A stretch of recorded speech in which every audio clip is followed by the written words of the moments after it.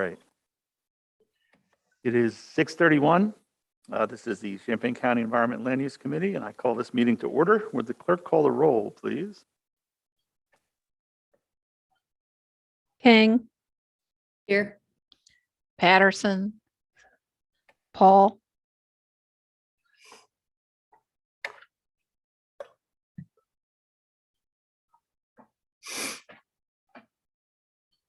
Paul, Here. Store, Here.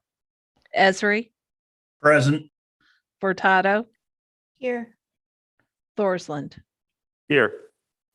All right, we have 6 members present. That's a quorum. And we hope that Mr. Patterson will join us shortly. I'd entertain a motion to approve the agenda with addendum. Mary King makes a motion. Aaron, is that a second? I'll second it. Yeah, that works. I don't care who gets it. Thank you, Aaron. We'll give the next one to Chris. Mary, if you'd go ahead and call the roll and call the roll for this and note that Mr. Patterson has joined. King, Yes. Patterson, Yes. Paul, Yes. Store, Yes. Esri, Yes. Furtado, Sorry. Thorsland. Yes. All right, very good. Thank you, Stephanie. All right, moving on to section 5, public participation. I have 3 people in the attendees list right now. Looks like Champaign County Farm Bureau, a Josh Harkey and a Mike Wilson. We'll go with the Farm Bureau first. I don't know who this is. If you'd like to speak, I can let you talk now if you're here to talk, or you're just here for questions. Why don't you let us know? Eric, it's Brad Eukin from the Champaign County Farm Bureau. Good evening, Brad. Just no comments, just looking forward to the agenda, specifically one of your next agenda items. All right, thank you. Mr. Hartke, do you have anything you'd like to add tonight, or are you here to watch?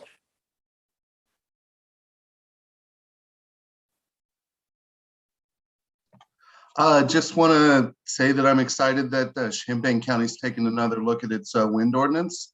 And I'm real happy to just watch and see what you guys are doing tonight. It's good to address everybody. It's been a while. All right, thank you, Mr. Hartke. And Mr. Wilson. Hi there, everybody. My name is Mike Wilson from Eastern Illini Electric Cooperative. I am here basically to talk about an agenda item later on here in the agenda. I don't have anything else right now, I guess, other than I'm ready for that. All right, thank you. I'm going to let everybody kind of hang in there, but if you would please mute your microphones, that would be wonderful. With that, I'm going to move on to communications from the board. Are there any communications from the board? Excuse me, Eric. Yes. We did not approve the minutes. Oh, I'm sorry. I skipped right over that. Yeah, I'd entertain a motion to approve the minutes. Chris Storr makes a motion. Who's got a second? I'll second it. Esri. Thank you, Aaron. Are there any additions or addendums to that besides me forgetting to put it on the agenda in the first place?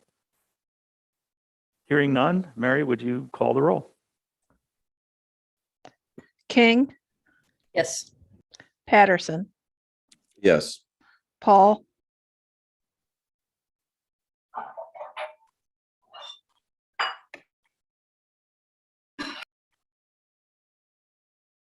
Paul,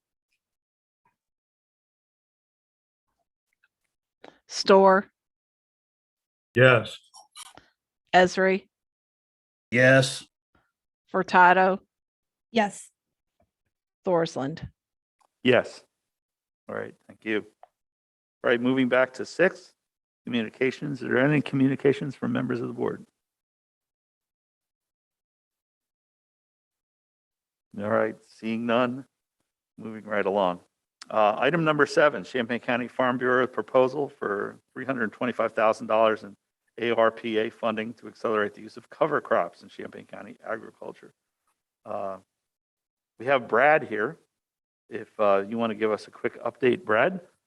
on this, and I have one panelist with a question. Oh, Darlene. Yes, I understand there's a PowerPoint that we could use if we wanted to. Eric, that would be your choice. It's a short PowerPoint that the Farm Bureau brought if you would like to see it related to this proposal. And the reason it's coming to this committee is it's not been approved for funding at this point. So the board needs to consider if they want to fund that through our ARPA money. Okay, Stephanie, you're nodding your head. Do you want to watch it? Okay. Who has it? Darlene, do you have it? Mary, do you have it you can put up, or I think Brad can share his screen? Yeah, Brad, if you would like, let me, I think you're able to share a screen. Okay, give me 1 second then. Sure.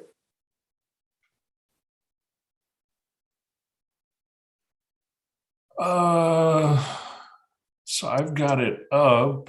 I'm looking for my button to share my screen. Let me see if I can promote. No. Eric, does he need to be a panelist? He might. I'm going to make you a panelist because I can, and then see if that lets you share.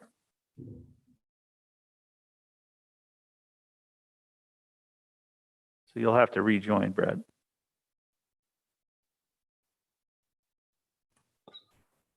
All right, Eric, can you see it? Yes, we can. Thank you. So thank you, Eric. I appreciate it. So yeah, I'll take just a couple minutes. It literally is 4 slides, 5 slides here. So yeah, the Champaign County Farm Bureau has put together a cover crop initiative, and that actually was included in your packet. So just to kind of give you a quick overview of some that may not be familiar, what exactly are cover crops? So cover crops are typically planted in late summer, and when I say late summer, I mean August, late August, mid-August at the very earliest, but more likely in the fall of the year, cover crops are planted. Cover crops provide a winter soil cover. Is really what they do. So if you are out in the countryside in the winter before we had snow and you saw some green plants out there, most likely those are cover crops, and really they're again a soil cover. They are not a harvestable or an income generating crop. They literally are a conservation related plant, and we'll get into that in a second. And so it's not something that farmers harvest to generate income with. And there's really dozens of species out there or combinations of species or plants that farmers can plant. One of the most common that seems to have a lot of success is a product called cereal rye. So when we talk about the environmental benefits, the cover crops can address non-point source pollution, which is something that the ARPA funds clearly indicate funds can be designated towards, again, non-point source. And really, non-point source is really 2 points. It really is pollution that causes soil erosion or causes water to be running across the fields.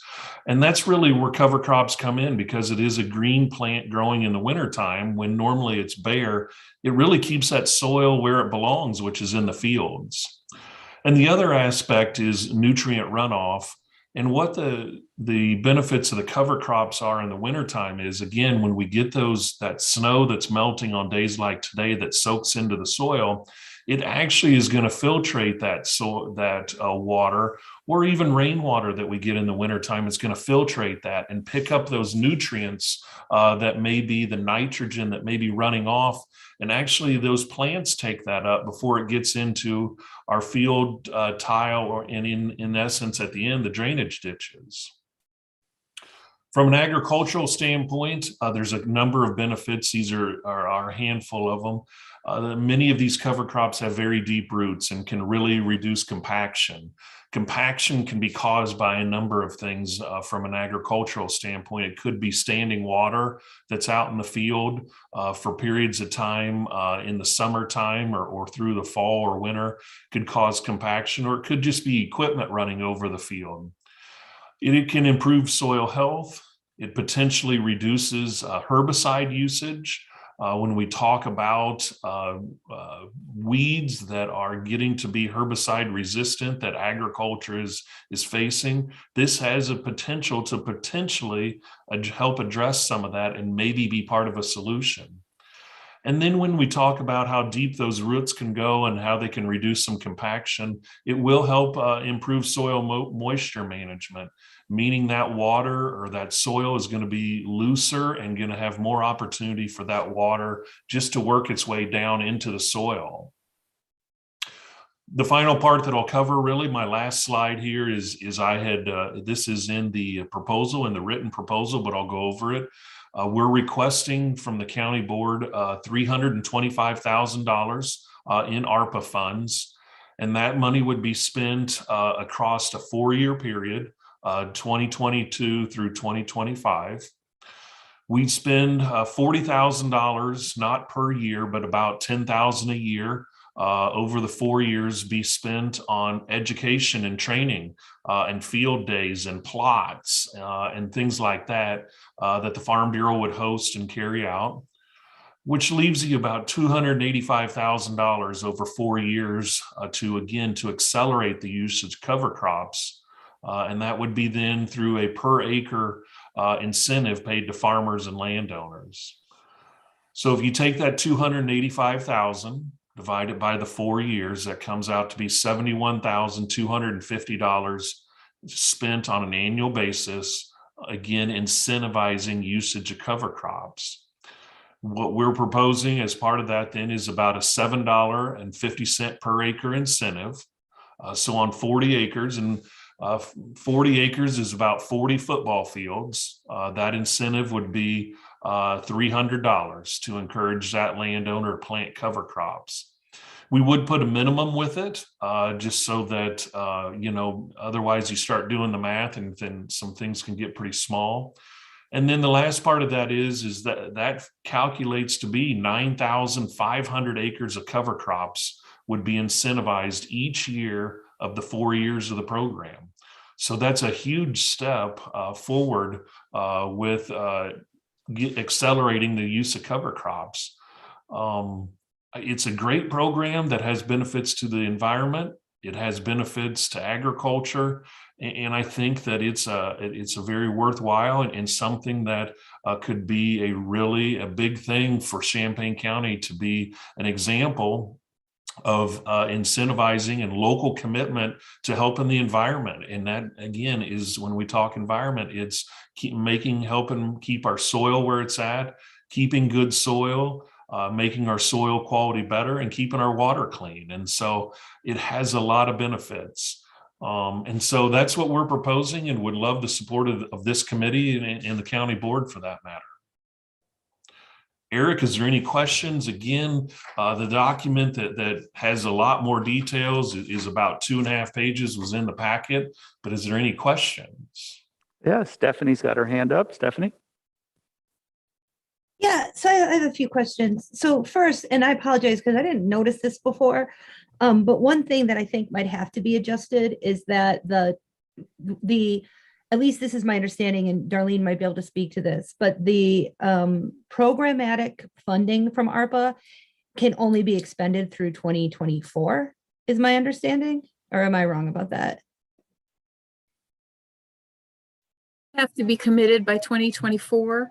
And the things that are annual probably need to be finished by then as well, Yeah. because the budgets won't be approved for the following years. Right. So any like capital project can continue to 2026, but programmatic actually, and I apologize, I hadn't realized that before. Two questions I had. One, and I know that this program, like basically as soon as it's kind of like a recycling program that we do here. Like as soon as the slots open up, it's gone. Like, and I do think incentivizing this for our county would be pretty important.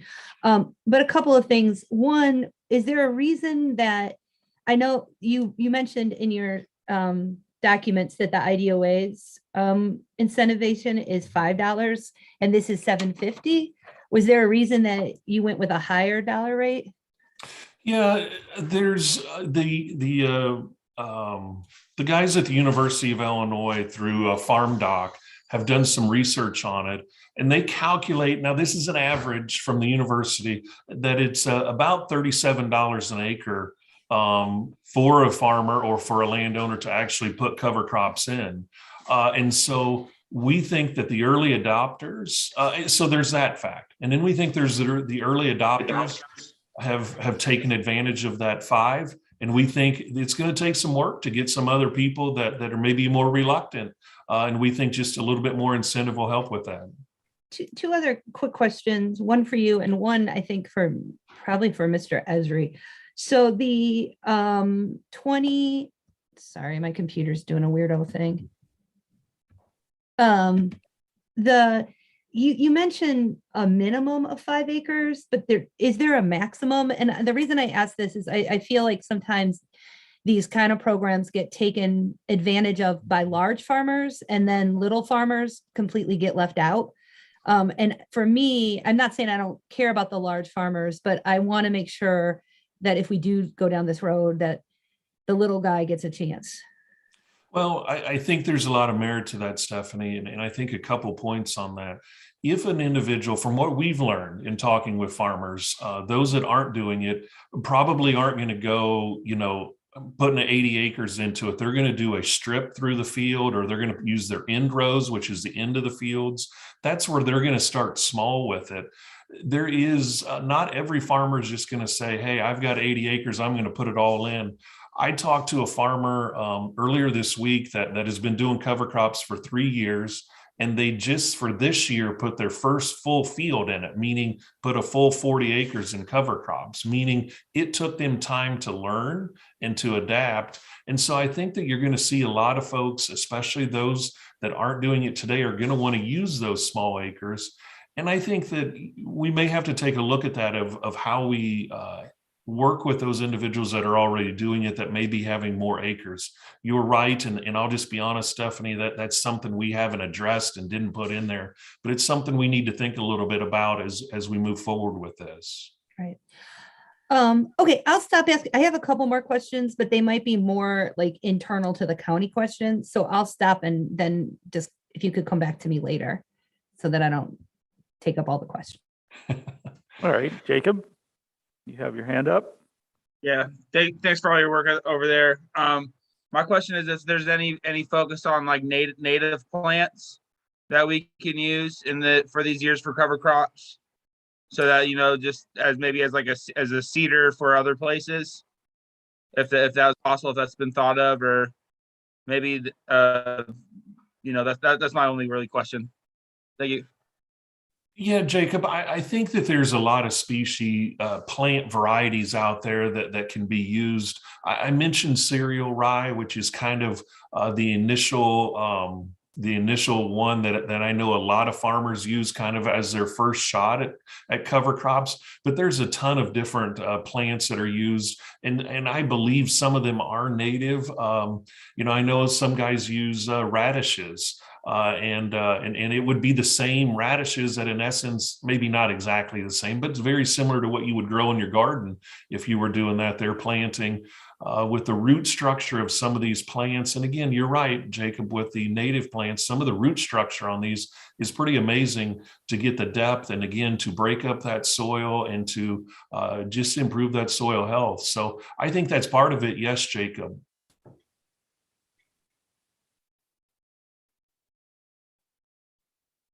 All right, I think Chris was next, and then Aaron. Thank you, Eric. I remember hearing about cover crops back when I was in school over 50 years ago. What is your education program going to do that hasn't been done over the past 50 years? I think, Chris, that, you're right. Cover crops isn't a brand new concept here in 2022. Cover crops have been around for decades. But as far as wide scale usage of them, it hasn't been, it's been less than a decade that you've really been able to see some growth of it. But yet there's still a lot of room for growth in it. What our education efforts would be is when I talk about, I think the challenge is farmers, there is a cost associated with it. Again, the University of Illinois Farm Doc is saying about $37 an acre. So you've got to talk to them about those costs. There is the potential for yield reduction. Again, I talked to a farmer recently who said he thought he had 7 bushels to the acre reduction in his yields because he used cover crops. But cover crops take time to build that up. You're not going to see benefits to the soil and to your weed control in year 1. It's going to take multiple years. And that's why we want to incentivize this over multiple years and not just be a one-year wonder. So Chris, we have got to work with farmers because again, if it was widely used, everybody would be using it. But we're talking it costs extra money. You see no return, and you may see yield loss in the very first year. There are some major hurdles to overcome in convincing farmers to do something that's going to, 1, cost more, and 2, your yields are going to go down in the first year potentially. Major education to talk with them about that.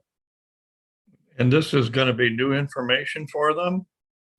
Well, I think it's information that when somebody comes up to you and says, well, you might lose yield, and oh, by the way, it's going to cost you $37 an acre, you tune out pretty fast because the bottom line gets impacted pretty fast. And so we're going to have to be able to say that and then say, however, let's talk about the benefits. Because right out of the gate, a lot of people will tune out when you start hearing those type of costs per acre. That's not cheap. And with the margins that some farmers are operating under, that's very difficult for them to think about trying a new practice. One more, I noticed in your document that it said that about the onerous requirements that make it difficult for farmers to stay within the regulations of soil and water USDA funding. Is this going to be unrestricted, or how is this going to be handled? Well, Chris, what our vision is when we talk about that is there are some more hoops to jump through when you get some funds through the soil and water. It's not overly restrictive, but it is more challenging. What we want to do is create a simple application. What our vision is create a simple application, a 1 to 2 page, most likely a 2-page application of the individual's name, their field location, what species, meaning what plants are going to plant and at what rate, and then have a kind of a certification or a spot check system in place so that we can do that. We want to make it as simple as possible, but yet get enough information that we can prove this, we can verify it, and that it has transparency to it. That's curious. You should bring up about the verification. How do you see that? Who's going to do that? That's something we would do. The Champaign County Farm Bureau would do that. Again, we would spot check a random number of farmers that are participating in it, and we would do visual spot checks of those, not just pick up the phone. We literally would drive, look at those fields, do in-field inspections of them. That's what we anticipate. Have you guys done this before? We have not necessarily with cover crops, no, but we have an extensive outreach program with our members currently in other manners, but not necessarily in like a spot check program, no. So this would be something new for would the expense for the spot checks be borne by the funds, or would the Champaign County Farm Bureau put something in on this? We'll put something into it as well. It's not totally just these funds. We'll have skin in the game as well for it as well. Yes. Okay. Thank you, Eric. I think that's all for now. Thank you, Chris. Aaron? Yes, thanks, Eric. I guess I'll start off addressing a little bit of Mr. Paul asking about native species. The way I look at cover crops would be that, the idea behind cover crops is to have something growing, a live organism, you could say, growing. The ultimate goal would be growing, you could say, 365 days a year, or at least have roots of a live plant, because they aren't necessarily growing over the winter. They're dormant, but at least they're there with their roots in the soil to help hold it from both wind and water erosion. And then once they break dormancy, they start growing again in the spring when the weather permits. So the idea would be, again, the ultimate idea would be 365 days a year, 366 on a leap year. You'd have a growing organism in the ground. The problem I would see, the way I would look at with native species, you're killing, basically you would grow, and I guess I could maybe back up a little bit on the 365 days a year when I think about it. But anyway, you would plant the cover crop. You can even potentially fly on or spread it out with a ground rig. This cereal rye, even before you say harvest the corn, beans, you could do it, but usually you hear about it flowing on corn before it's put on corn before the corn's harvested. Or you plant it right after you take your soybeans out or corn, run a grain drill through the field, get it growing basically as quick as you can in the fall. Goes into winter, goes dormant again, spring it starts off again, a lot like winter wheat. Native species, those, I don't know if a lot of those are suitable for planting in the fall to get any kind of a good growth to overwinter.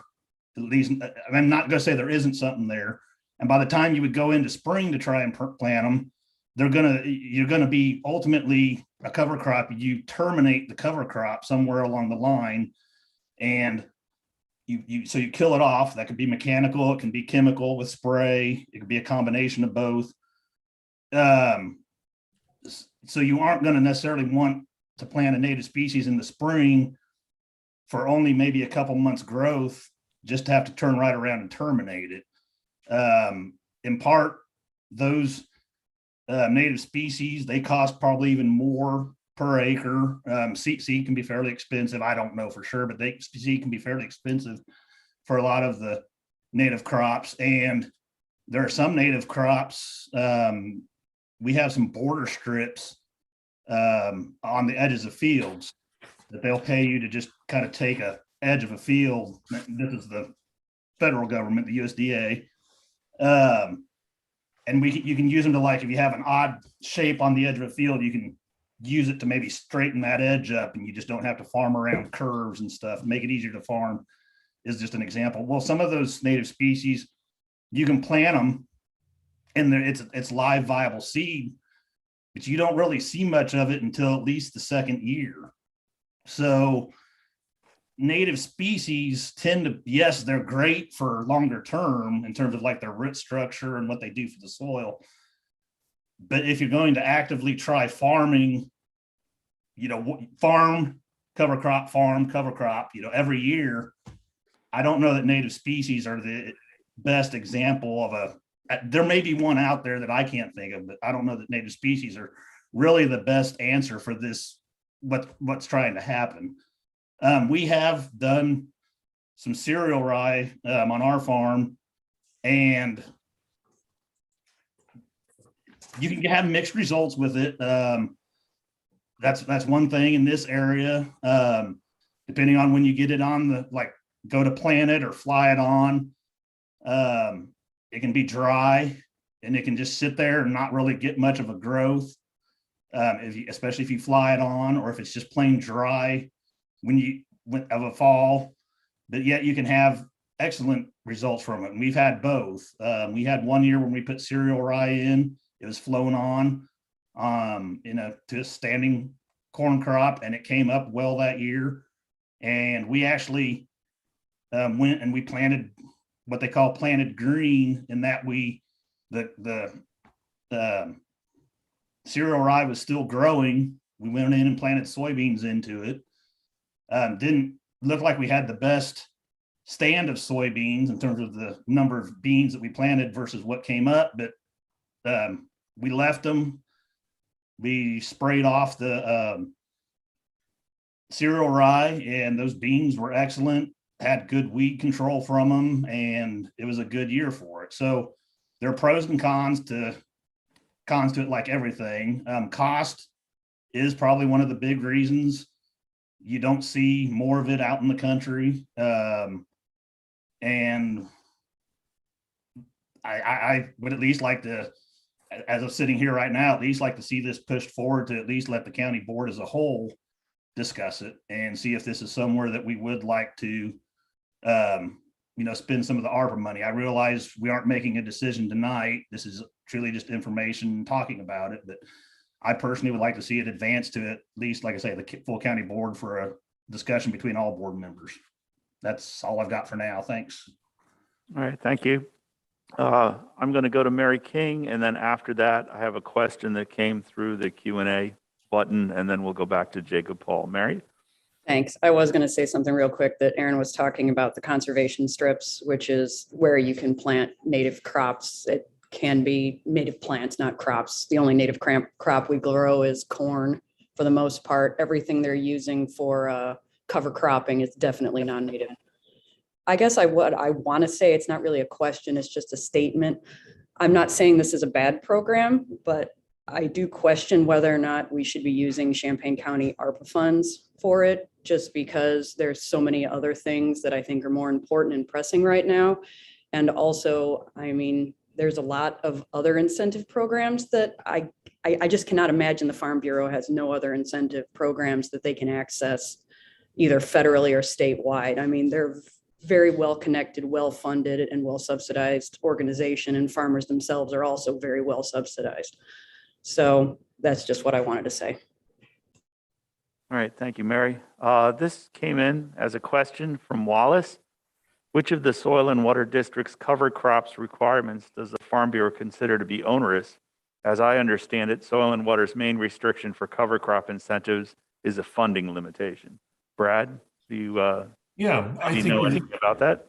Yeah, I think there's a couple things. One is you are talking about limited number of acres that are available. And then I think some of their programs require to get some of it, you have to have a nutrient management plan, which is not something that every farmer has or does. I'm not saying it's bad, but I'm just saying not every farmer does that. And then also you have a crop rotation plan in some of those programs that you have to have. And again, so I think there's just some additional hoops, and maybe erroneous was maybe a strong word to use. I should say there's just some additional hoops to jump through in some cases. And again, some limitations with the number of acres or the dollars that are available. The Department of Agriculture, Mary's right, there are other sources, but somewhat limited. The Department of Agriculture has a $5 program for cover crops, and they got rid of that in 12 hours. Statewide, that those dollars were expended, and then they ended up with 3 times more the money requested than what they had money for. So there is demand for it, but there isn't a lot of. It seems like at this point funds are somewhat limited from some sources. All right, Jacob. Thanks. And thanks, Aaron, too, for the explanation. Brad, my question was, in the use of cover crops, could they also be used as like for pasture if you're raising livestock? Because Great Northern Oats was the one I was thinking that's a native oat that is short and then grows in the winter time, that the beef has shown promise on oats. I was wondering if that was different, if they would be allowed to use it for pasture as well. There are some individuals that can use it or are using it for pasture purposes and grazing.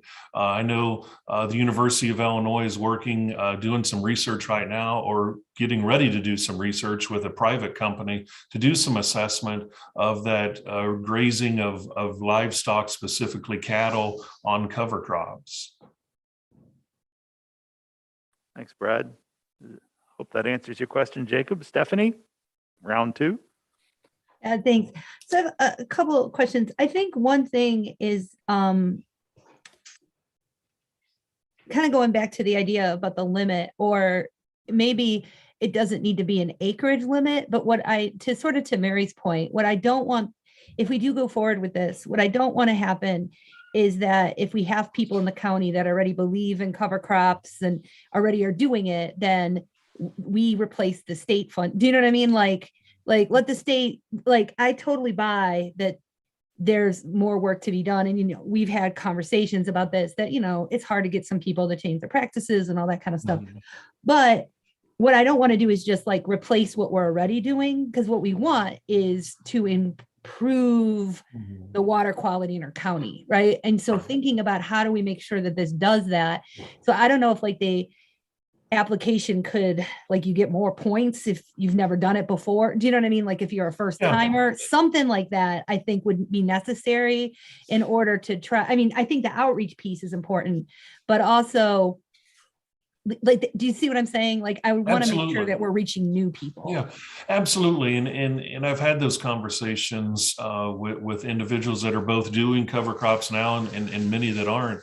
And we've talked about that maybe have to be something that we have to tweak a little bit when we look at moving forward with this. If we are funding it, it would be rewarding and setting aside those individuals that are not doing it, kind of get the first shot at it. And, kind of that second shot, it would be to stack on top for some of the other individuals who are already doing it. And then I will say, I think that, when I look at this, I think about this in terms of our broader project for water quality in our county. And so, this includes everything from taking care of the water problems that we have everywhere from, Ludlow to Garden Hills. This is, we've talked about and have money aside for starting to map the Muhammad Aquifer. Eric and me and have talked extensively about our permeable parking lot situation. And I also then think one of the reasons that, we want to get this grant person in place that Darlene is working on is because, this would help in the rural area, but we also, like, there's things that people in urban areas can be doing to prevent runoff, and that we should be incentivizing. And there's models out there for that. And it's something I think that should be something that, as we go forward with ARPA, that we also include. The question I have, so that I just want us to think about this, like, in terms of like a broader project for water quality. And I'll just be honest with you, Brad, like, looking at this, I am probably more comfortable with it if we knock off that final year and the funding for the final year, because then it's like more 250,000, and that maybe, I don't know, is in my brain a little bit easier to swallow. The one question I have, and maybe we can't answer this today, is, so we've allocated $2 million in this ARPA category for 2022. And so we haven't really heard yet from folks. I'm kind of looking, Aaron can't tell, but I'm kind of looking at Aaron. Like, I've spoken to Diane about a project in Ludlow. I've heard a little bit from Jim Goss about a project, I think, in Sangamon, but like, do you know what I'm saying? Like, so we have to balance this against like these other projects. And this is literally the first conversation we're having. And so like, I don't know if it's like the early bird gets the worm, or, you know what I mean? Or how that's going to work. But that's one thing that I want us to think about, is that we have a specific spot of money in this pot, and how we allocate that is important. And so I don't know, Aaron, if you have any insight, if your caucus has been talking about, because, I think the whole board is going to weigh in on these water projects, but the rural caucuses, I think, have a lot to say about the projects, in their districts. And I didn't know like how far y'all were in conversation. I mean, do you have a sense that there's such a demand out there that we're going to burn through that 2 million? Or do you have a sense that, you know what I mean? I guess that would be one of the questions Brad really can't answer. Well, I think maybe we'll not put Aaron on the spot right here to speak for his whole caucus. I don't know if that's entirely fair. And I agree that this is probably a broader discussion than just ELOC. It's nice that it starts here. It's certainly been lively. We got a couple more hands up, and then maybe we can wrap back around on this question, and Aaron will have a little time to think about it.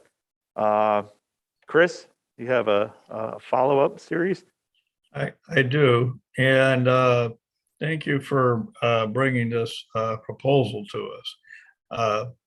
Reducing nutrient runoff is certainly in the best interest of everybody in the county, regardless of whether they were a farmer or they eat the farmer's produce.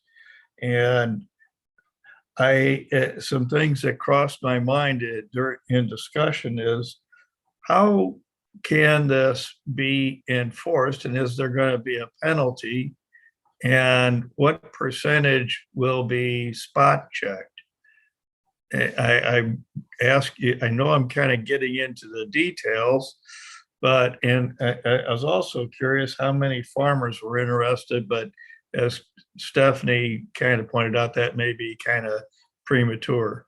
But about the penalty and enforcement, if people take the money and don't plant the cover crops or neglect to do a good job with it for some reason.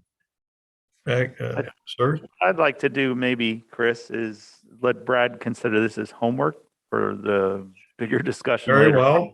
Very well. Again, I don't want him to have to formulate a policy statement for the Farm Bureau while he's sitting in his kitchen on a Sure. Zoom call. I don't think that that's entirely fair either. Okay. But these are good questions. I agree with you that these are things that I know the full board is going to want to hear, that maybe we want to hear with a follow-up when this comes before us as a votable item.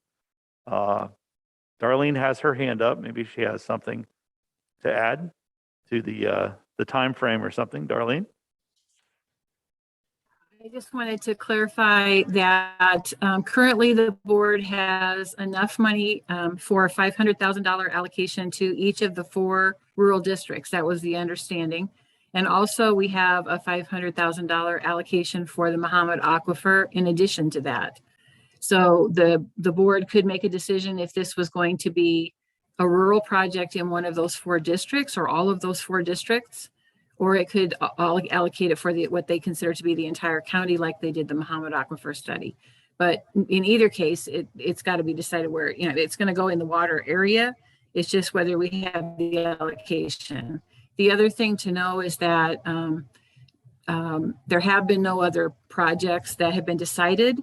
And so that really is, up to you guys how you want to do that. And I think you guys said that you wanted there to be a recommendation from the rural folks about which projects they wanted that money to go to. So again, if it can be decided as a whole, or it can be decided by district, however you want to do that. But that's how much is allocated now. All right, thank you, Darlene. I think it's my turn.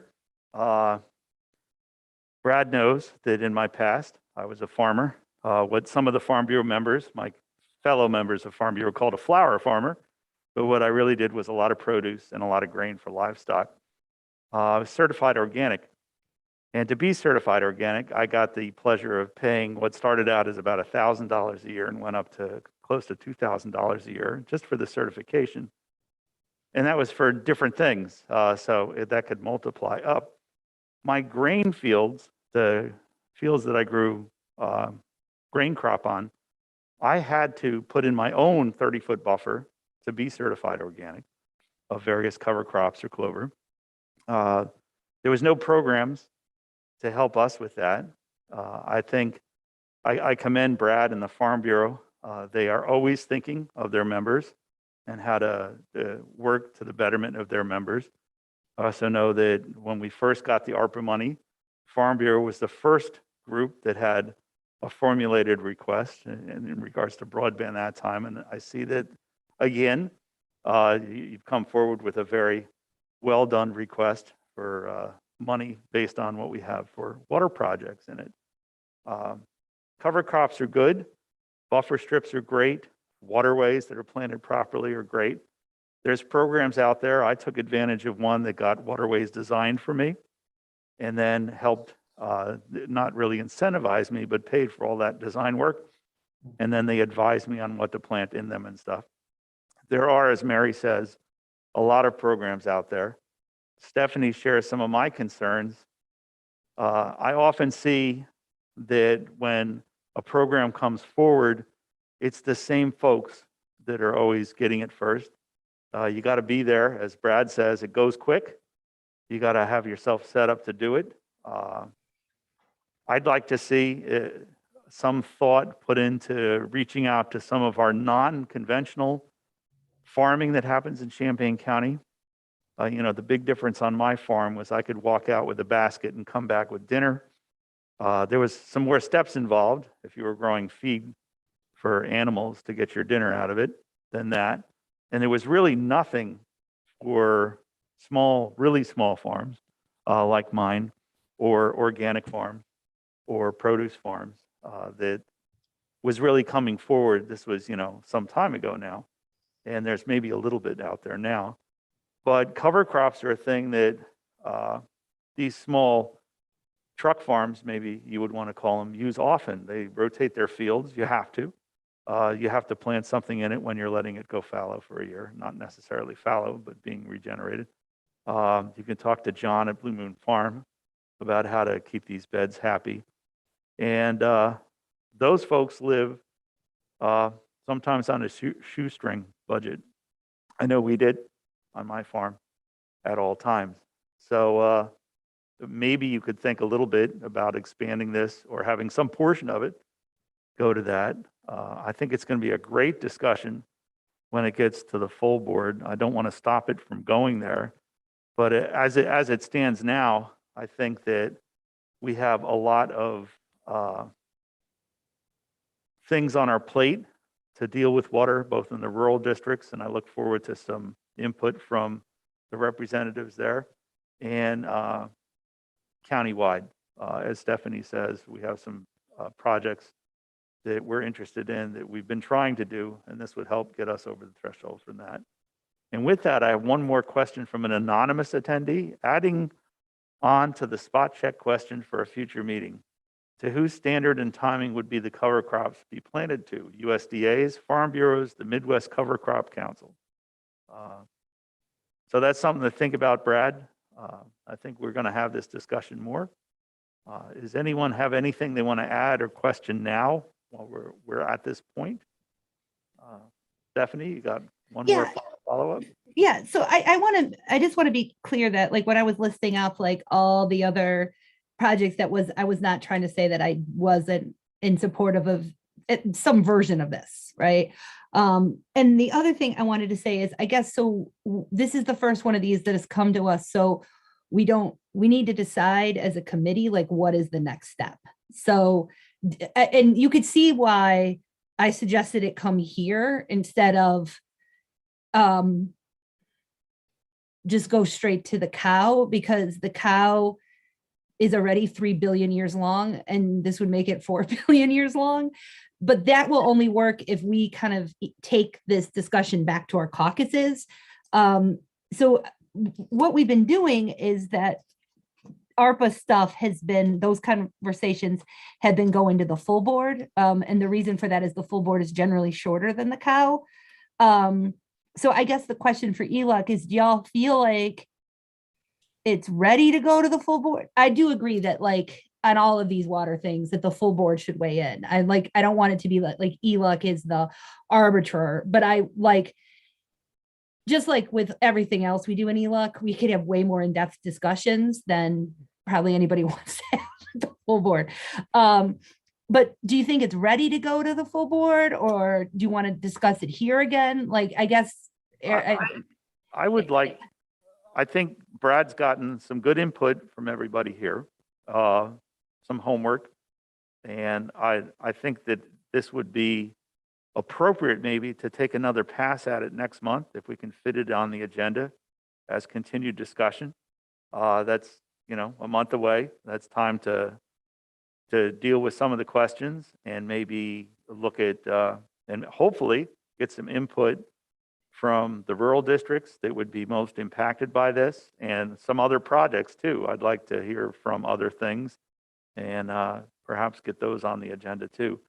So if the board is content with that, I would suggest that we put this again on next month's agenda as a short follow-up presentation to see if Brad can come back with some of the things we talked about tonight. And if Aaron is the representative, is his caucus perhaps, or some input straight from the rural caucus would be great. I'd like to hear it. And with that, I think that maybe we'll wrap this portion up. Stephanie's right. We tend to dig deep in ELOC. And I think things like this, for time reasons, probably should go from here to the full board. I don't want to add these to the cow either. I think you're correct. The cow gets drawn out enough and it's unfair to front load it.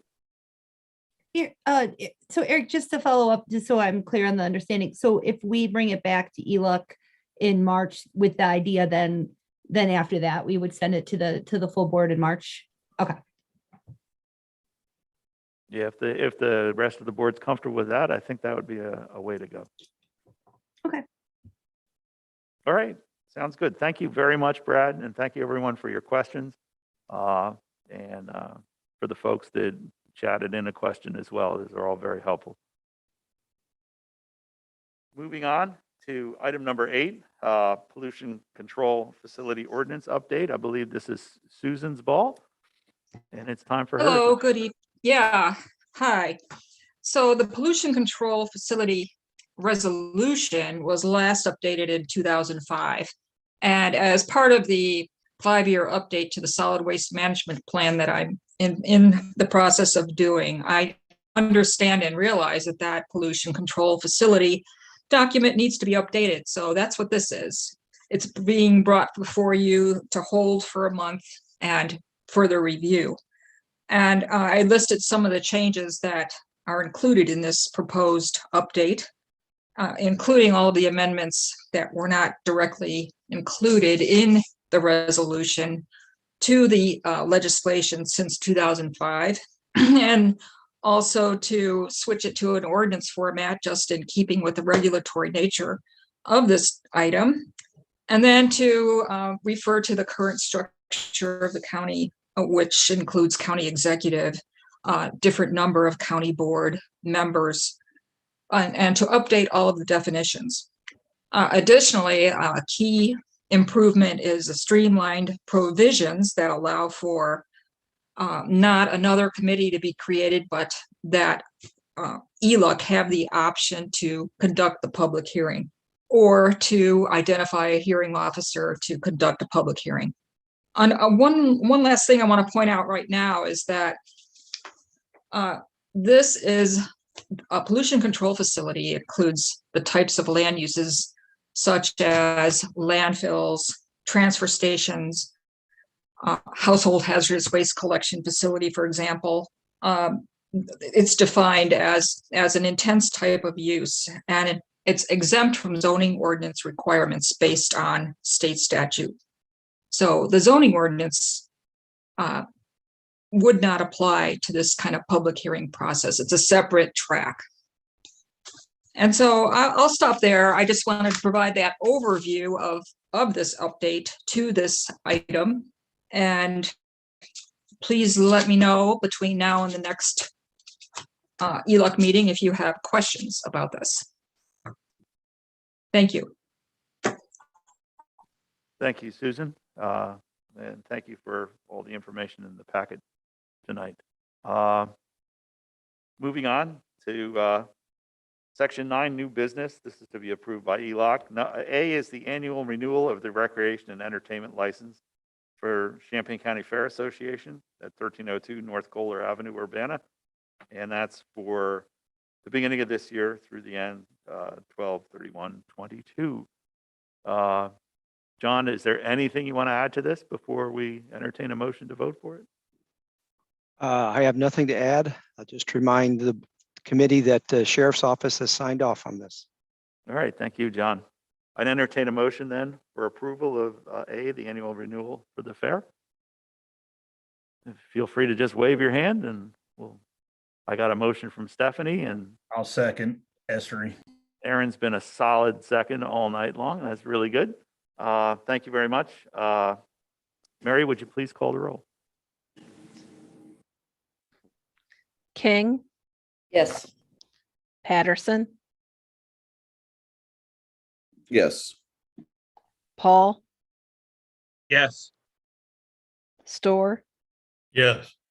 Esri, Yes. Furtado, Yes. Thorsland. Yes. All right, thank you very much, and I'm sure the fair thanks you as well. Item B, authorization for public hearing on proposed zoning ordinance text amendment to authorize a tower over 100 feet in height as a second principal use with an electrical substation in Ag 1 and Ag 2 districts. John and I believe Mike both probably have things to talk about. John, if you want to give us the overview, and then we can hear from Mike. Okay, we were approached by Eastern Illinois Electric Cooperative. They're planning to add towers less than 100 feet to their substations to provide better management of those substations. And then they found out they were approached by an internet service provider that some of those towers could go up to 120 feet tall. They would be interested in leasing the tower to provide improved internet access for rural areas. So once the tower gets more than 100 feet tall, we currently have no way of adding those to substations in the zoning ordinance, because once they're over 100 feet tall, they're considered the second principal use. The zoning ordinance is very restrictive on second principal uses in the rural districts. And so we would need to amend the ordinance. At a staff level, it sounded like a good thing. I don't think there would be much controversy at all from adding these towers to substations. Substations are not, typically they're not a place where there's a lot of nearby residential. So I think it's a kind of a thing that would be a good service to provide. Hopefully not a difficult text amendment. I would hope this could come back to the committee perhaps as early as May. That might be a little optimistic, but I'm optimistic on this. And Mike Wilson is our contact with Eastern Illini Electric Co-op. And as he said earlier, he's here in case anyone has questions. He might even have something he'd like to add without any questions, but that's all I have, Eric. All right, thank you, John. Mike, is there anything you'd like to add? Well, I'll just be very brief. I think John summarized things very well. I'll point out that the company we're working with is called NextLink. And some of you may be familiar with the recent government auction called RDOF. It was the Rural Development Opportunity Fund. And that basically provided federal funding for improving broadband access in underserved areas. And NextLink, who's based out of Texas, was actually a very big winner in East Central Illinois to the tune of over $40 million. And so once we realized that they had money that they got the money, so they had to build out a system in our area, we approached them because, here at Eastern Illinois Electric Cooperative, we serve the rural areas of 10 East Central Illinois counties. And ultimately our goal as a co-op is to take care of our members. And one of the ways that we think we can do that is by helping people provide reliable broadband internet access, because quite frankly, we looked at doing it ourselves and it's cost prohibitive because, as you all know, and we had a good conversation about this earlier, we have such good farmland in our area that we don't have a lot of houses in the rural area. And so density is a big deal. And so we looked at this as a great way to help provide broadband internet access in the area. Eastern Illini is putting in a new metering system, which will require a communication system. So we're already going to put up the poles. And then we realized that they had the same needs in the same areas that we did, but only for a little bit taller pole. All right, thank you, Mike. Is there any questions, Stephanie? No, I just wanted to point out and just that we are in the middle of a countywide broadband plan. That Brad, who was on earlier, is chairing that committee, and I think only Kyle and Jacob, and that's the crossover that we have from this committee to that sort of subcommittee. But I do think, I have thought about this a lot, that even though ELUC isn't the broadband committee, I feel like there's potentially a lot of overlap because of stuff like this. Like, we need to make sure that this kind of stuff is being fed to the broadband plan people. And then also, I was thinking about for example, when we get this grant person in place, one of the things that I think we as a county don't go for enough is some of the transportation enhancement money to build out the section of that money that lets you build out non-vehicular travel, like so bike paths and trails and all that kind of stuff. And I've seen a lot of models around the country where you're building, and the forest preserve is who oversees that for our county, right? In our sort of greenways plan. So as they're building out, the forest preserve is building out their greenways plan. If one of the quarters that they're building out is also a quarter that we want to run fiber to, do you know what I'm saying? Like we could get bang for the buck, because they're like, to do a greenway, you got to do easement work that's pretty extensive. To do fiber, you got to do easement work that's pretty extensive. So like, if as the environmental land use plan, like I do think we could be a really important hub for that, to make sure that all those kind of conversations are coming together. And so like when I was reading, seeing about this, like this, to me, we just need to make sure that those conversations are happening. That is all. It's not really a question. It's just like, I don't really know how we do that. We do have overlap in the committees, but making sure that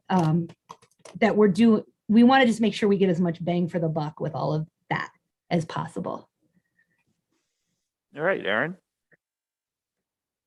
Yes, thanks again, Eric. I was just going to say that this does to me seem like a pretty straightforward and kind of a no-brainer as far as a text amendment.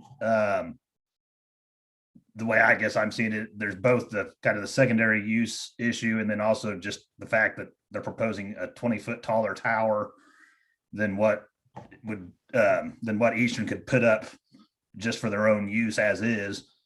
I'm not sure that 20 more feet is going to affect much of anybody, especially since these are out in the rural areas. And the idea that if there is another company out there that's willing to put internet out on these towers with just another 20 foot and provide another pathway for people in the county to get internet, I say all the better, and let's go for it. That's all. All right, and Brad is back. Brad. I apologize, Eric. That's I'll fine. speak on behalf now of the broadband task force that I'm chair of. Stephanie, I wanted to follow up with her comment. Rick Harnish from NextLink has been in touch with Kyle Patterson, who Kyle then forwarded him on to me. Rick Harnish has been emailed me, and we have talked via email. His information has been shared with our consultant, who's doing the work on the broadband study that is not quite back or is not quite done, but we have connected those folks, and Rick understands where we are at with our broadband project and the study, and also the opportunity to work together. So he's aware of all of that. That information has been shared. All right, thank you, Brad. As a fine citizen and the chair of the broadband task force. So, John has in the packet, if you look, the timeline for this, and what we're voting on is to pass it on to ZBA for the public hearings. So if there isn't any more questions, then I would entertain a motion to authorize the public hearings on this proposed text amendment. I got a yes from Mary King, and I need a second from Kyle Patterson. Thank you, Kyle. All right. Mary, would you please call the roll? King, Yes. Patterson, Yes. Paul, Yes. Store, Yes. Esri, Yes. Furtado, Yes. Thorsland. Yes. All right. Thank you very much. Moving on to 10. Item A is a resolution authorizing agreement to use State Farm Center parking lot for IEPA one-day household hazardous waste collection on April 9th. I'm wondering if maybe we can put A, B, and C in an omnibus. These are all related, and these are all to be recommended to the county board. If you've read the packet, B is a resolution approving the agreement between Champaign County Parkland College and 18 recyclers regarding the electronics collection on May 21st and October 15th. And C is a resolution approving Champaign County opt-in forms, which we have to do with the Illinois EPA to participate in the manufacturer e-waste program. Susan, do you have any qualms of voting on all these at once? That would be wonderful. Okay, I like when things are wonderful. Do you have anything you want to add? Just a brief update on these three or any details before we take the vote?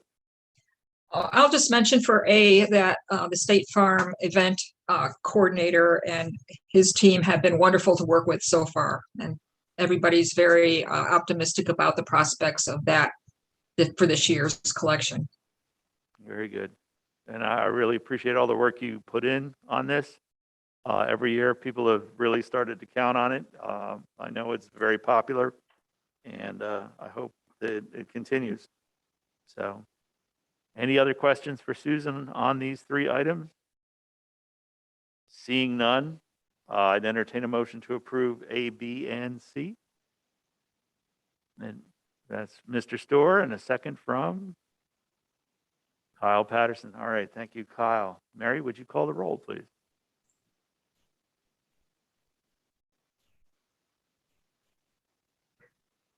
King, Yes. Patterson, Yes. Paul,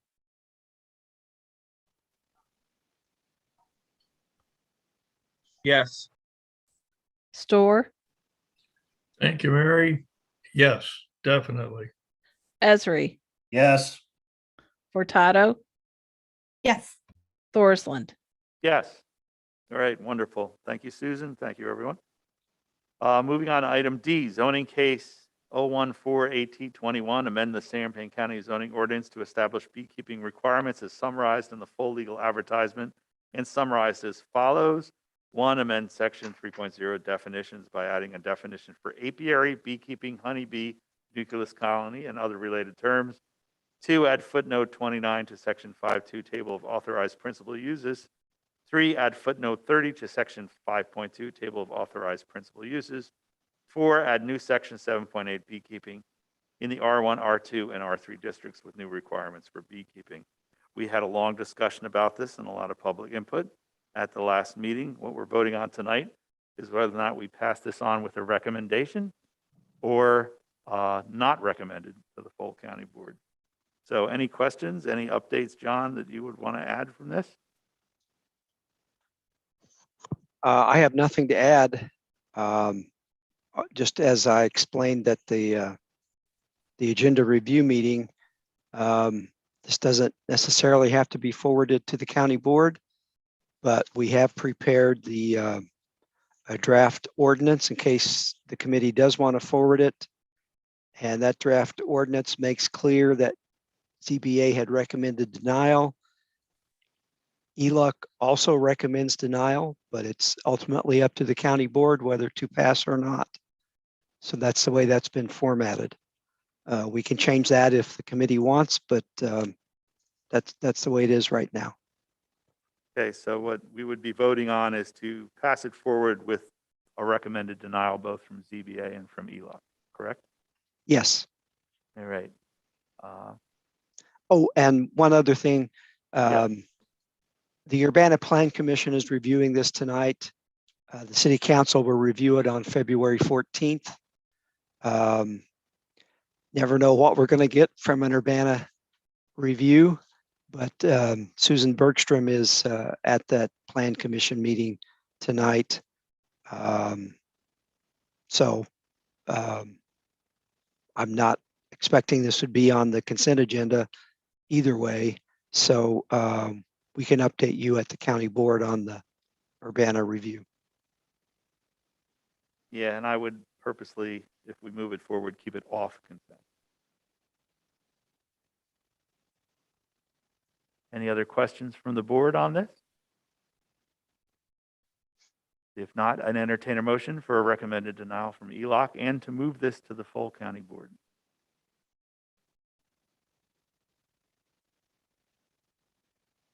Got a motion from Aaron? Thank you, Aaron. Actually, Eric, I'll just make a comment if I could. I guess I probably, just thinking about it, I can see the reasoning to maybe let the full board discuss this, but I don't really see the full board approving it. So with the idea kind of without making those meetings longer, I probably am not in favor of pushing this forward to the county board. I just, like I say, personally don't know that it'll stand much of a chance at the full board. So of passing, and that being the case, I don't see the purpose of the full board discussing it. That's my thoughts right now. Okay, my only thought is that for fairness of both sides of this issue, that it gets to run the full process. And that is my only really reasoning for this. I would be a no vote at the full county board, but a yes vote to move it forward to there. Anyone else have a question? Just a procedural question. Have we ever moved anything to the full county board with a no recommendation? Oh, no, none at all, not a denial or recommended, but just a blank? No, I mean, like, because I think what y'all were just discussing Not was, recommended?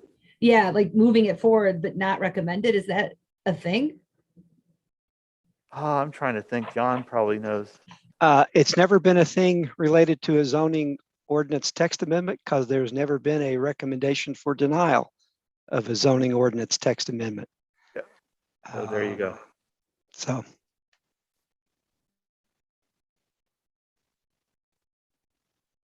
Any other questions? All right, so once again, I'd entertain a motion to pass this forward with a recommended denial from ELOC and following the ZBA's guidance to the full county board.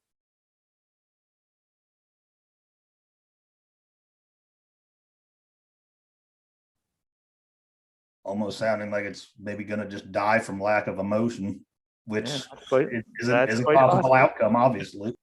Yes, it is a possible outcome. So, So just really quickly, if I could, I just want to speak to my position. I would recommend it to go to the full county board, but I'm not going to recommend it with a no. So I guess that means that I'm a no. Like, I just wanted to be clear that my not recommending it wasn't misread. Like, my position hasn't changed since the last meeting, I guess is what okay, I'm so saying. you would like the memo that John is prepared or has prepared to not give an up or down from ELOC? And No. then you No, would- and I don't think that I don't think that reflects the will of this body. I'm just explaining my vote. Okay. Great, well, we may not have a vote if we have no Well- motion, which is also an outcome. Eric, if I could. Yeah. Would it be appropriate then for, say, Stephanie, if she wants to offer a motion? I don't know exactly how to word it, but somehow that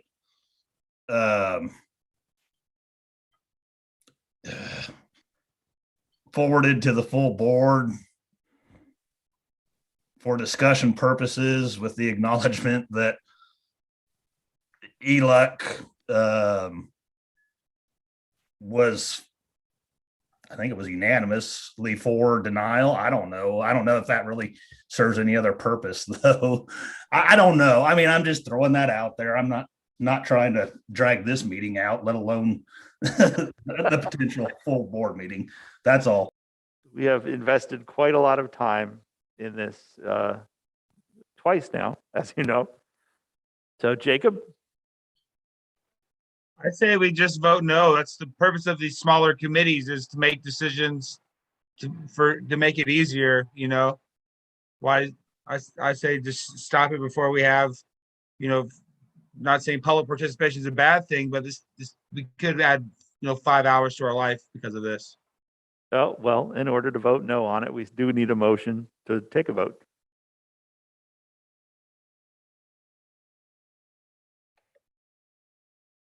Chris? Can this be not go forward for lack of a motion? And second, It can die right here for lack of a motion in a second, yes. Or we can make a motion and all vote no and not pass it to the county board.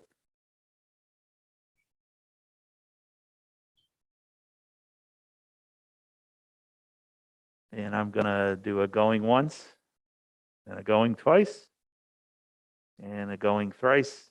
And that motion does not move forward from ELOC, so it dies here.